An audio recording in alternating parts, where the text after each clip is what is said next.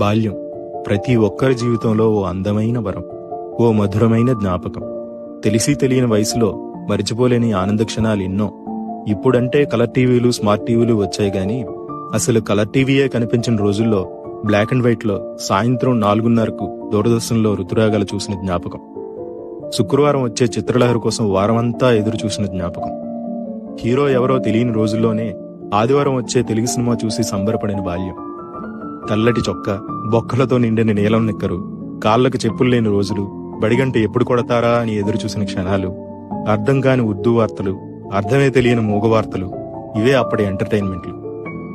చప్పరించిన పెప్పర్మెంట్లు, చీకుపడేసిన మామిడి టెంకలు, స్కూల్ ఇంటర్వెల్లో కొనుక్కుతున్న ఆశా చాక్లెట్లు, దోసిళ్లతో పట్టి తాగిన బోరింగ్ నీళ్లు, గంటకి ₹2 ఇచ్చి అద్దెకు తెచ్చుకున్న పొట్టి సైకిలు, అవే ఆనాటి మధుర జ్ఞాపకాలు.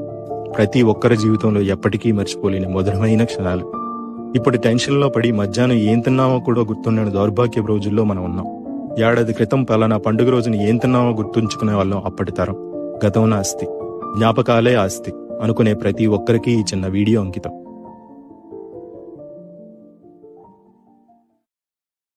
Download ShareChat.